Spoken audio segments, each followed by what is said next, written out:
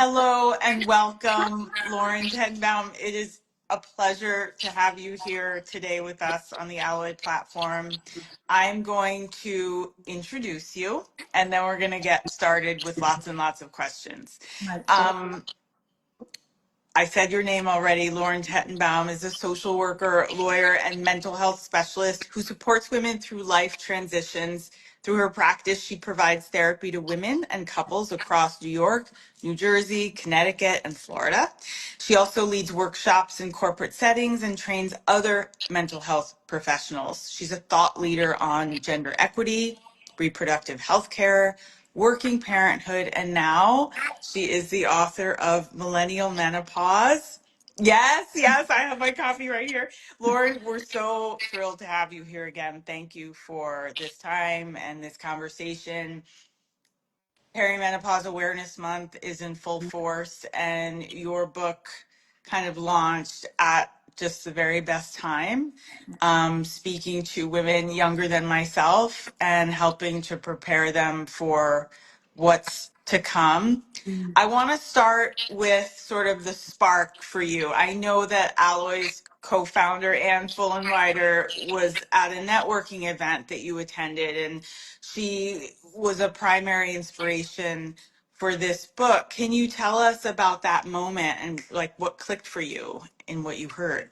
Absolutely. So it's very special to me to be a part of the Alloy community because that's exactly right. I went to a networking event. I chose to go to the menopause breakout session because I thought, I don't know anything about menopause. And I was about to be 39, which is midlife technically. Yep. And as a reproductive mental health specialist, I realized I should look into this.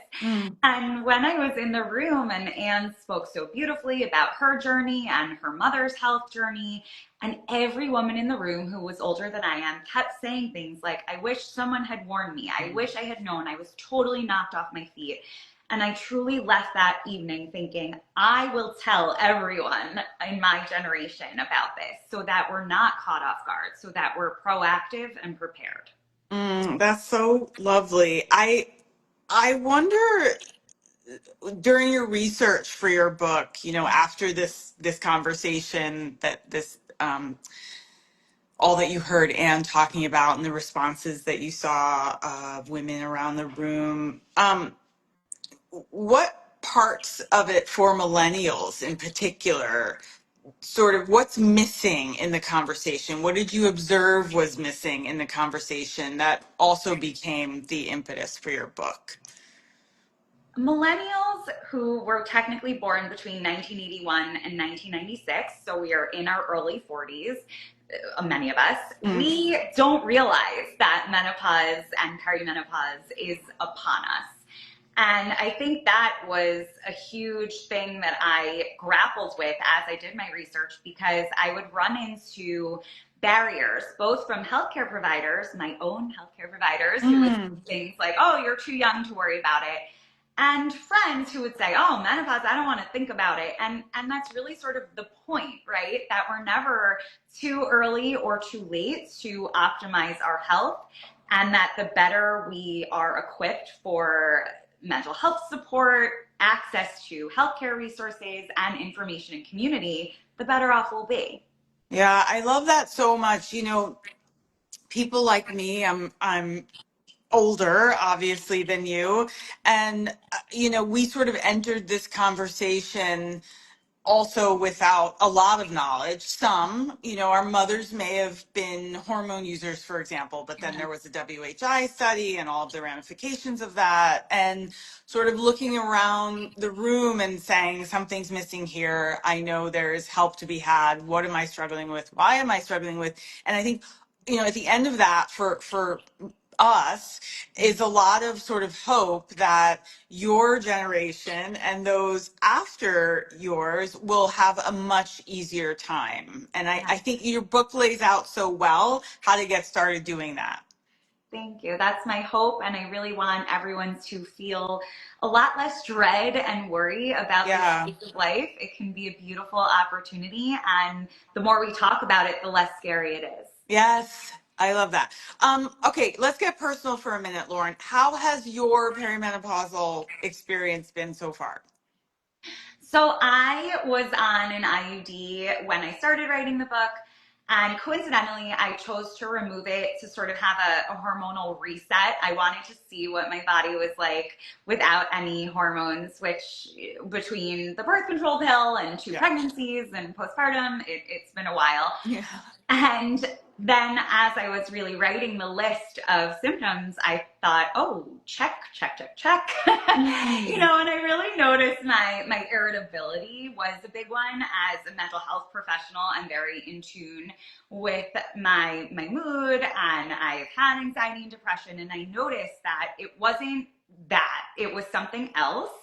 And when I spoke to an OB/GYN who specializes in menopause, she suggested that I go back on the birth control pill to see how that would feel.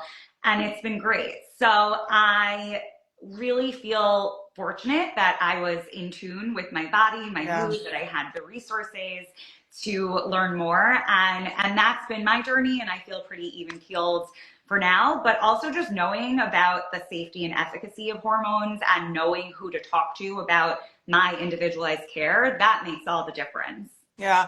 Lauren, I want to pull a couple of threads that you just sort of put out there. One is the mental health piece, which, one of the reasons I was really looking forward to speaking with you as a mental health professional is I have long said that I think sort of the most challenging symptom for so many women is the mental health piece.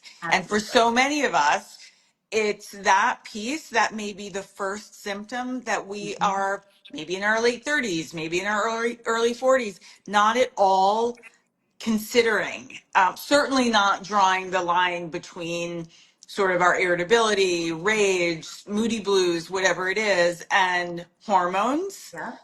Can you talk about that a little more, sort of from your own your personal experience, but also as a therapist? Are Yeah. you seeing that with patients? Definitely. Mm, And it's really interesting because I get to see women at all sorts of phases. And some of the women that I've been working with for many years, I've seen them through postpartum struggles and other mental health struggles. And then they have been coming to me and saying, I'm feeling not like myself. I'm feeling teary, but it's a different kind of teary. mm, And the point, the thesis, the main theme is that it's a different kind of moodiness or mood issue. Everyone will experience it differently, but that speaks to the importance of knowing yourself. And that was yeah, like my experience. I knew it wasn't my sort of typical anxiety, depression. It was a different kind of thing. And I was able to try hormone therapy in the form of birth controls that helped me. And I see women all the time who are struggling with anxiety or depression or symptoms. It doesn't need to be all of the criteria to meet a diagnosis for me to want to help them. But it's important that we explore all sorts of options, whether it's psychotherapy, hormone therapy, mindfulness, exercise, a combination of all of the above, but also just knowing that this is happening to you. You're not going crazy. You're not alone. That can really be powerful. every time you respond with something, you're making me think of more questions. So bear with me for a minute. This is great. Oh, Um, you you talk about sort of seeing women over a lifespan, as long as their life is. And so that may include younger women who are experiencing mood disorders, maybe in their late teens, early 20s, and there's pregnancy and postpartum and all of that.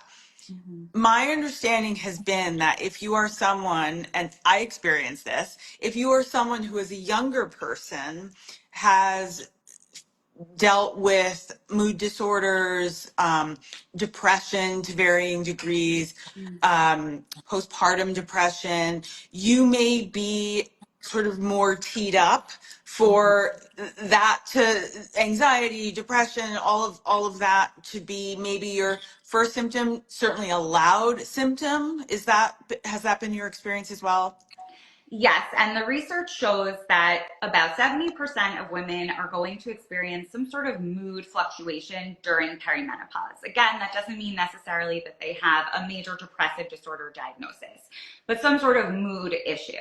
And then if we look at the data around women who've experienced a postpartum depression or depression after another reproductive event like puberty or fertility struggles, etc., they can be up to 2 to 5 times more likely than the average woman to experience depression during perimenopause. I like the language you just used about getting teed up, because when we hear what I just said, one might think, oh, shit. Yeah. I have had a history of mental health struggles and now I'm doomed. And I actually look at it as such a strength, because you can tee yourself up for getting the supports that you need. And I frequently talk about this with women who are in that postpartum period, because once they just have the education around how common this is, how many resources are available to them, they feel better and more Yes. ready. And it's not that you're doomed, it's that you're informed.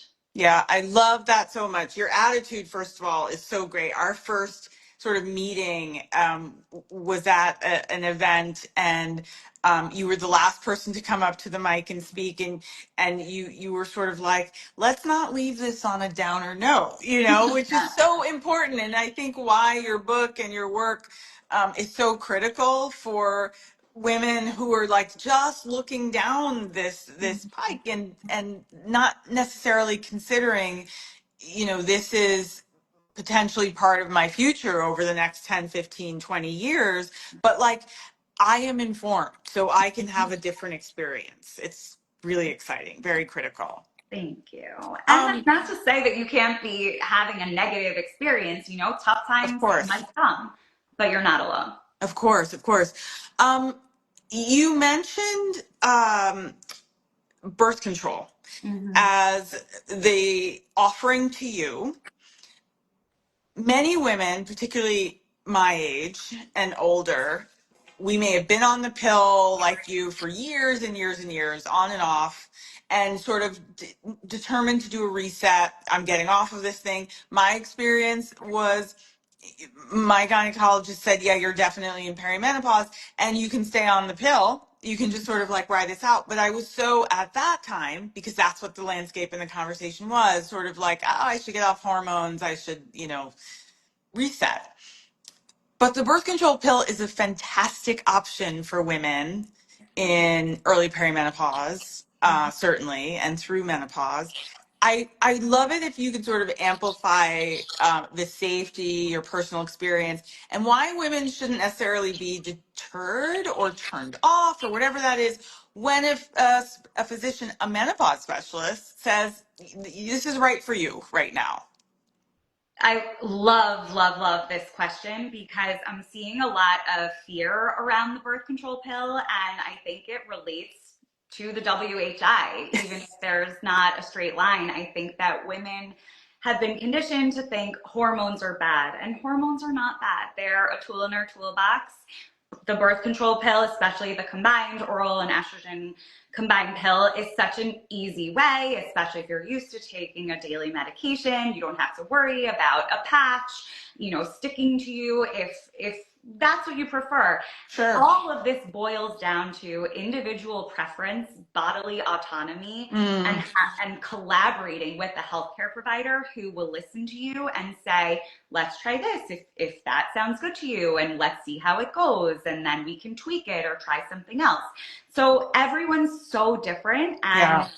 in medicine, which I am not a medical provider, but in medicine, if we know that something has been effective before, whether it is an SSRI or Great the point. birth control pill, that is often something we'll try first and then see how it feels. And for me, I've had a good experience, and I know that if I didn't, I could talk about options with my gyno. That's a great point. Thank you for amplifying that. One more thing I want to get back to that you mentioned was that you went to speak to a menopause specialist. This is a big deal. And I'm curious, number one, sort of how you decided this is the person I need to speak to at this juncture when I'm in presumably early perimenopause at that time.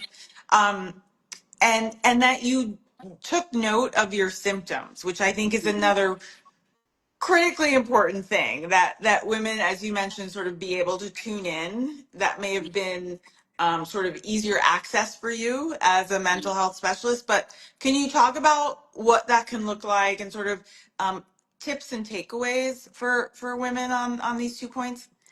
Absolutely. So I will speak to the first one first. I'm so lucky now. My Rolodex, my network is Yeah. full of experts in this space. And honestly, I called one of them and said, can you guide me through this? And I love my OBGYN who delivered my babies. But I noticed as I was researching that the guidelines from the Menopause Society say doctors should be talking about perimenopause with their patients 35 and older, just to open the dialogue. And I realized that had never been brought up to me, and I was 39 and a half. Mm, And I felt like I think I should talk to someone who really is a specialist in menopause. And fortunately, I had many, quite literally at my fingertips, and I'm so grateful to them. yeah. When it comes to tracking your symptoms, to your point that I am a mental health professional, so yes, I'm already in tune with that and with tracking, but it's such an easy thing to do. And really, my favorite thing is with good old pen and paper, Mm, just making a note. It can be a diary. It doesn't need to be, dear diary, today I did this. It's just, what was your mood? Did yeah. something trigger you on a scale of 1 to 10? How sad or anxious or whatever are you? And of course, tracking it in line with your menstrual cycle, if you are still getting one, is really key. But some women don't get their periods and are still having the fluctuations. And so it's just important to know yourself. Yeah, that's super helpful. Thank you for that. I think it comes up in alloy support groups. I know a lot is just for the first time, women are hearing, I should probably jot this down or keep a note in my phone or something. If I'm having a day when I'm feeling particularly rageful or sad, or like, didn't I just have my period a week ago? Like, whatever it is, I'm so sweaty at night. These things are information, to your point, right? And so they are empowering. Um, Lauren, I'm curious about sort of first signs, and you touched on this a little, but for many women maybe listening to this or who will listen to this in their 30s, who are still sort of assuming that menopause is decades away, what are some of the earliest signs that women should be on the lookout for? Sure. So mood shifts, changes to one's period. So if it's more than a 7-day difference than Yeah. what your normal is, and everyone's normal is different, it's not necessarily 28 days, but any changes to your physical body, midsection weight gain is something we see often, even though there have been no changes to diet and exercise. A lot of brain fog is something Mm, that I am seeing. And low libido, fatigue. Unfortunately, depending on how you look at it, those symptoms can be caused by a lot of things. And yes. certainly a lot of moms that I know will say things like, of course I'm tired, Yeah. who isn't? I like to treat the symptoms, not necessarily the diagnosis. It is, of course, important to rule out any kind of health issue. Thyroid issues can mimic perimenopause. But we know that so many of these symptoms are perimenopause. They are the hormones fluctuating. And you don't just have to suck it up and say, oh, I'm going to just be tired for the rest of my life. Yeah. Help is Yeah. available, whatever it is that's behind it. I'm so glad you brought that up, that sort of conflation of stress and kids and parents and relationships and work. And, Yeah, late 30s, early 40s is in many ways like peak time. sure is. And, right. And so there can be a lot of overlap and a lot of dismissal of things that seem out of the norm. Mm-hmm. So go Right. ahead. No, it's something we see all the time. And I think women have been told to accept it, and they're told this is just midlife, get over it. We've been told that by providers who've been afraid to provide hormone therapy or who haven't been taught about perimenopause.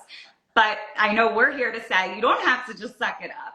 Right. Well, I'm curious, what is something that you might offer to a patient who's coming in dismissing their own symptoms? Maybe they went to their GP who said, oh, you're just like, you're really stressed out. You've got a lot going on.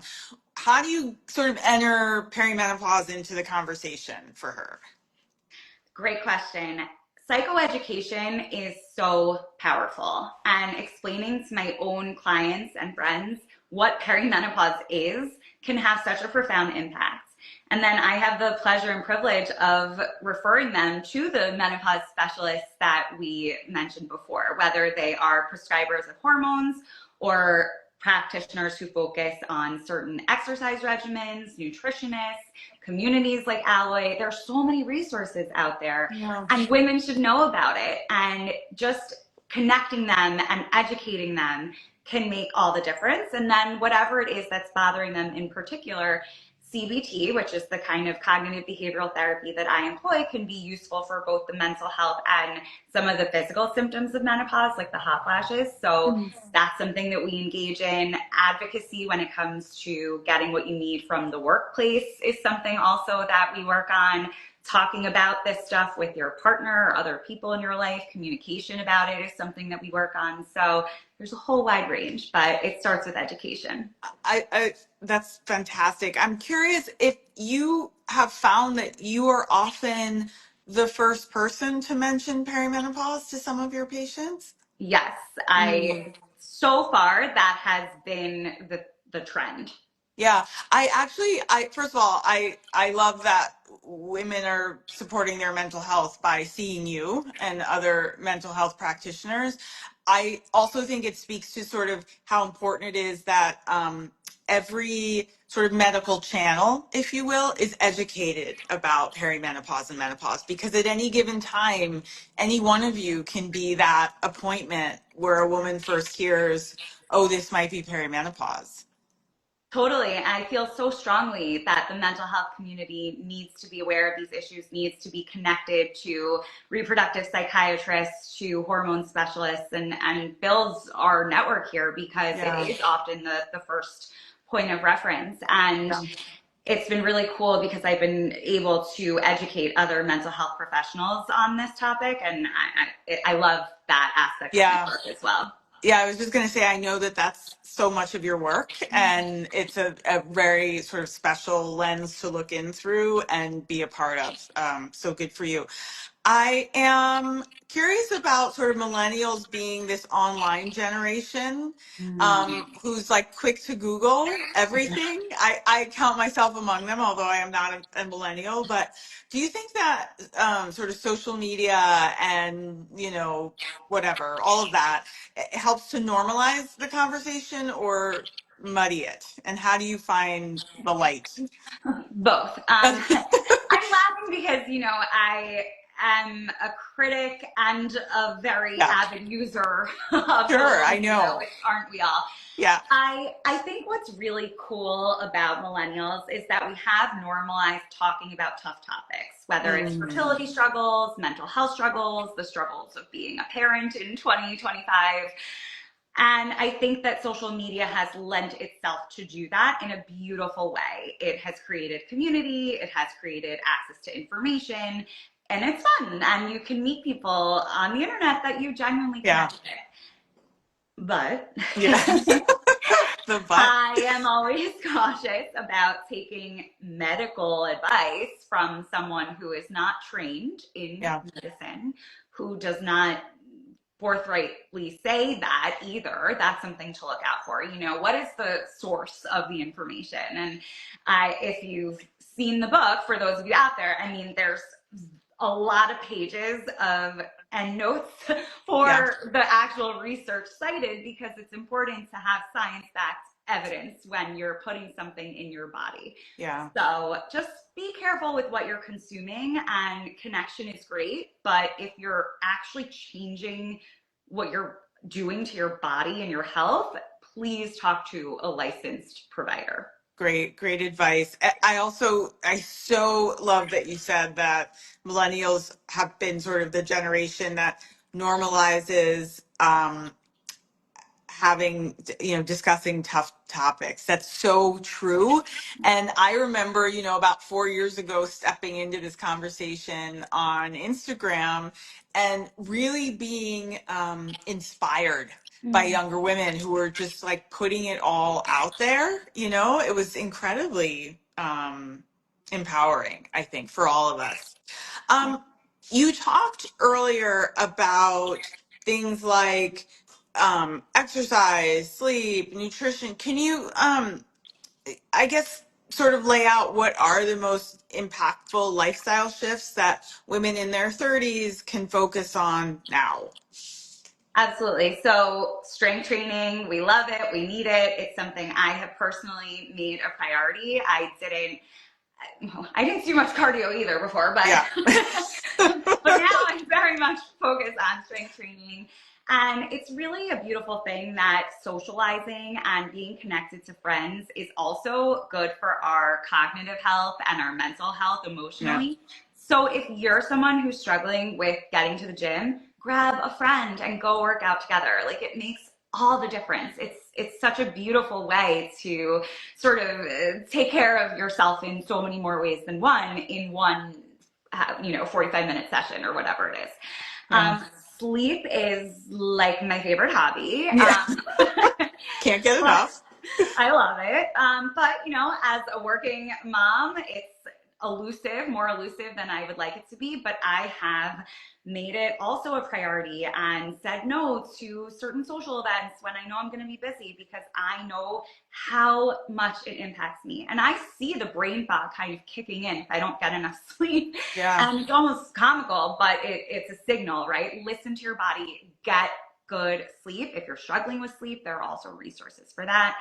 And nutrition, it's a lot of the same stuff that we've been talking about Sure. for years, right? But it just really is important to get your vitamins and nutrients from food, not supplements. Again, that sort of goes back to the internet of it all. Mhm. If you're not talking to your doctor about what you're consuming, and just having a really balanced approach. I think that life should be fun, so don't limit yourself, but of course, think about when and what you're eating and how it makes you feel.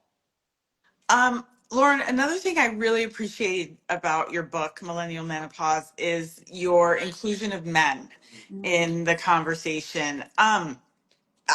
I'm curious, sort of, what your take is on that, and what your tips might be, um, sort of between partners Mhm. when navigating this season.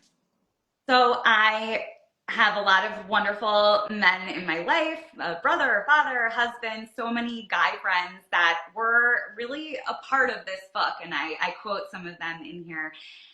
Men know women going through menopause, and it shouldn't be hidden behind the scenes. They should want to learn about it to support their partners, sisters, daughters, one day, mothers, whatever it is, wherever they are in their life. They should want to support the women that they surely know going through it.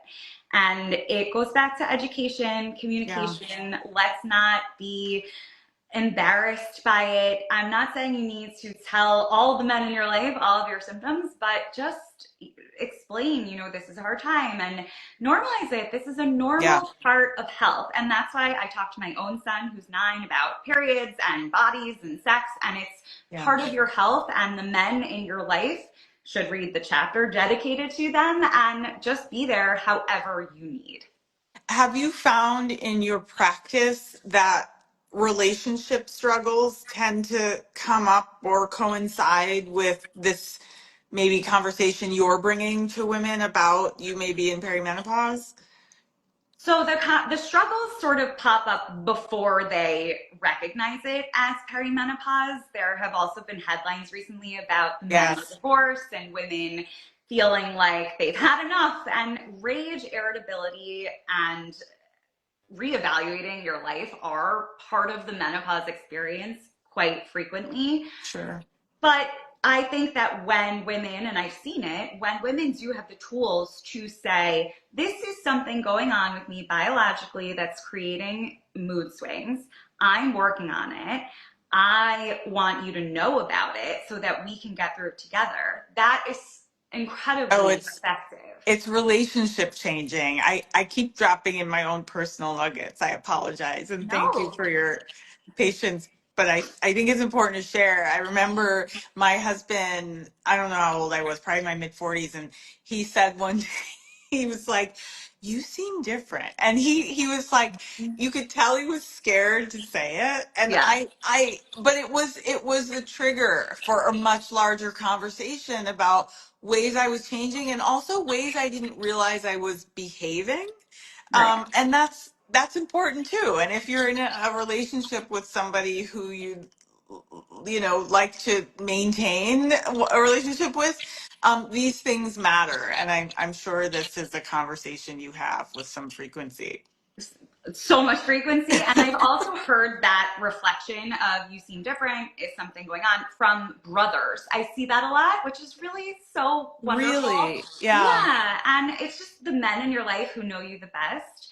I think there's so much room for men to do more to Yeah. help women when it comes to maybe doing some research or looking into providers, maybe going to appointments with them. I have some clients who, in particular, when they're navigating some of the sexual side effects of the menopause transition, they go with their partners to their provider so that everyone's on the same page about the struggles and the treatment options. And I think that's really cool. And of course, men can support women in menopause through workplace policies, supporting politicians who care, funding research. There's so many ways for men to get involved. Yeah. Lauren, you just segued into something I was going to ask you about, which was sort of the sexual piece and the, body composition changes and how young women start to sort of like deal with that maybe sooner than they thought. Um, Thoughts on that and help about that? Yeah, I wish I could say that we are not meant to look in our 40s the way we did in our 20s, and we should all be happy with what we've got. I feel that to a certain extent. In reality, in our society, we're not told to feel that way. Right. So if something's bothering you, and of course, if it's a health issue, right, we know that visceral fat tissue in your midsection can lead to cardio health issues. So it is Hmm. not just a body image thing. Right. And of course, body image does impact us mentally and emotionally too, and sexually, because we're not feeling our best. All that is to say, get the care that you need, whether it's in relation to food, to exercise, to vaginal health, right? And to your communication about your body and your sexual health with your partner or whatever you Yeah. want to be doing.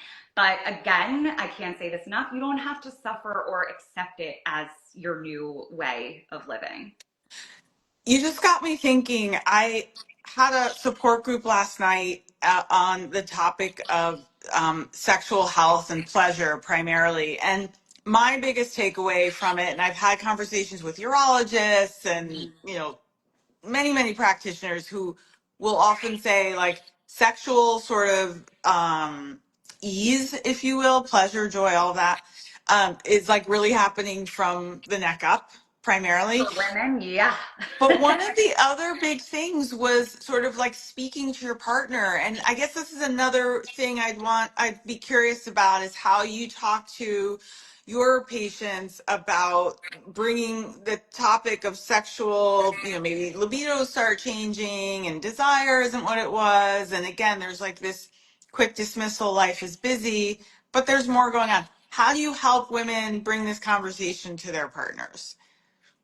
Like so many tough topics, sometimes it can be easier to start with the bigger picture of, hey, I read this book, I read this Mm-hmm. chapter, I read an article, whatever it is, about women's libido and sexual health shifting in their 30s, 40s, and sort of make it a bigger picture, not personalized thing, because some people don't feel comfortable. Sure. That's one way to do it. Another way is just say, I want to talk to you about something that I've been feeling and it's a little awkward, but I really want to be a team on this. And hopefully your partner is really a partner. Yeah, yeah. And that may be a bigger conversation, which Exactly. could be happening like under the surface anyway. Um, if you could choose sort of like the top three things that every woman your age and younger should know before perimenopause, what would those things be? I know these questions are hard because you have to you think pressure to think fast, but take your time. I would say start strength training, never too Ooh. late or too early to start. I would say know and get to know yourself. And when things are changing that don't feel good, reach out for support. And I would say that 1,000,000%, can't say this enough, support is available. You don't need to suck up what you're going through. You don't need to dismiss yourself. You certainly don't need to get dismissed by your healthcare providers. There are communities like Ally, there's therapists like me. There's so many people who will help you through this, and that's available to you. Yeah, thank you for that. What's the primary message you wanted women to embed after reading your book? Menopause, midlife, it's a phase of life that we're lucky enough to be in. Mm, And it's an opportunity to reflect on what's working, what's not, what you need help with. And that's really a beautiful thing. Aging is yeah. a privilege. Tough days are going to come, but you absolutely don't have to go through them alone. Thank you for that, Lauren. Tell us where we can find you. Well, I am based in New York, near you, which is so fun. And I Yes. will be hopping around New York, Connecticut, Denver, Miami. So check out my book tour schedule on my website, which you can find at millennialmenopause.com. And that will also link you to the book, which is available wherever books are sold. And of course, I'm here on Instagram as the counselor for Lauren. And Right. I am always happy to point people in the right direction. Lauren, you are a real delight and smart person and advocate. I love that a conversation you walked into sparked by one of our Oh, so special. It's co-founders. really special for It me. is really special, led to this book, and it certainly shows the power of what you kind of have threaded through this conversation, the power of us speaking out loud about how we're doing, what we've been through, what we're going through. So thank you so much for your work, and I look forward to seeing you again in person. Yes. And everybody head over to the counselor and give her a follow. Get the book Millennial Menopause. It's a fantastic springboard into this conversation. So thanks so much. Thanks Thank everybody you. for being here. Oh, you got a good big book congratulations here at the end from my friend. Oh, that's so Thanks, sweet. everybody. Thanks everyone. Be well. Thanks, Lauren.